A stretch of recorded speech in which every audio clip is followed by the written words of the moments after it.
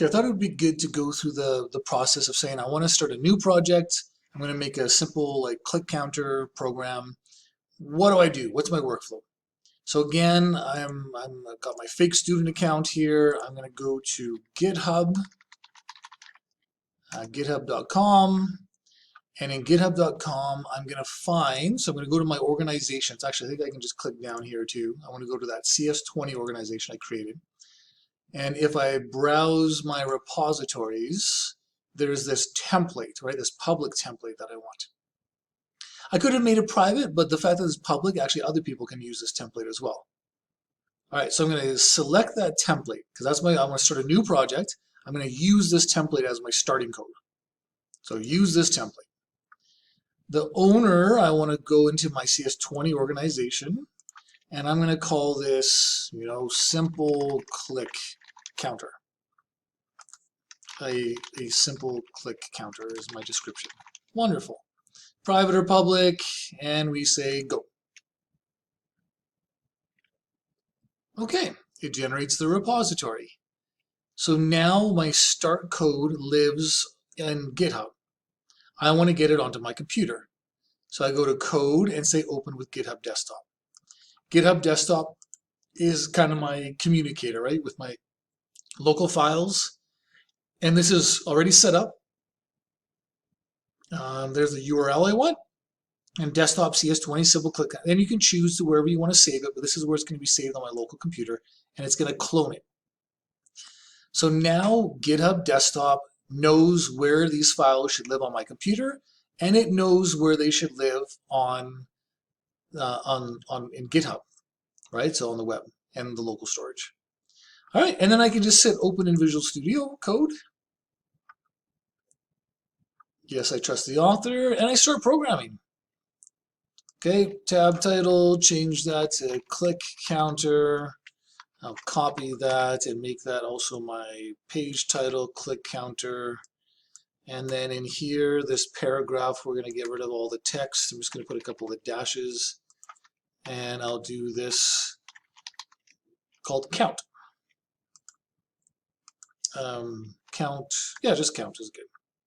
No, count display. I like that better. So I'll save that. Let's go live. There's my click counter. You know what I'd like to do? I'm going to go to my style sheet. And I'm going to, actually I can just go into my main here. That needs a semicolon. And go text align center. All right, yeah, centers it. And I want that paragraph. There's only one paragraph, so I can go P, or I could go count display, right? Selected by ID. Was that the ID? Count hyphen display, yep. And we can go font size. I want it way bigger, like 60 pixels. Okay, it's going to be a big, boom, big number. Awesome. So that's kind of my HTML, my CSS is done. I'm going to click anywhere on the document, and then this number should change. Is the plan. Click, click, click, it should change. Well, that's annoying that there's a way I can turn that off, but that doesn't matter for now. Okay, so I'm going to quickly just go to GitHub Desktop, and it's going to say, hey, look, you made some changes. And I'll just say HTML and CSS completed. That's going to be my commit. So that committed my changes onto the local computer, and then I'm going to push them to the origin. And now it's synchronized on GitHub Desktop as well.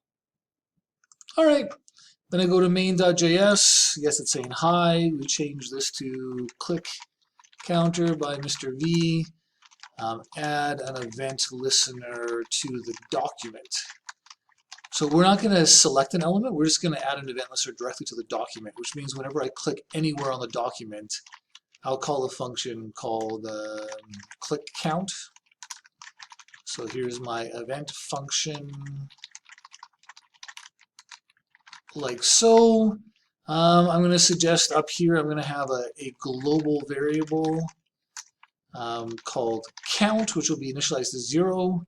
And inside of here, I just go count plus plus, which adds 1 to the count variable, and then I need to display it. So this time I need to get the element by ID count display, that's that paragraph, and we'll set its inner HTML to be whatever the count variable is. right? So count is 0. Every time I click, we add 1 to it and then update the display. All right, save that, go back to here, click, click, click. Yeah, that highlighting is annoying. I forget how to change that, but that's my click counter. Oh, if I do it slower, it doesn't select. Okay, anyway. Oh, so it reset there because every once in a while live server kind of glitches. The live server, I think, does a refresh for some reason. I'm not sure why.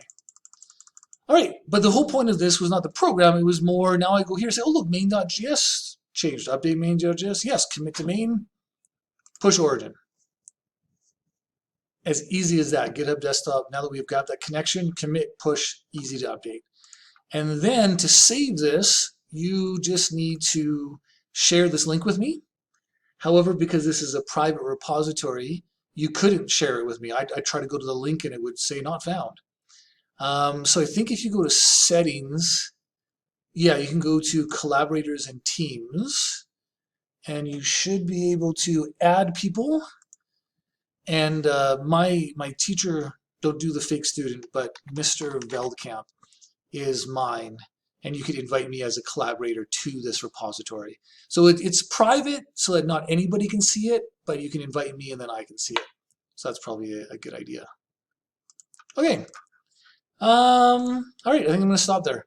But that's my recommended workflow. Start off with either this template or with some other start code that's provided, right? You can use the template to make a copy. And then once you have the copy made, you can open with GitHub Desktop, save it on your local computer, and it synchronizes those changes for us. So exciting. Okay, hope that makes sense. Take care, and we'll see you next video.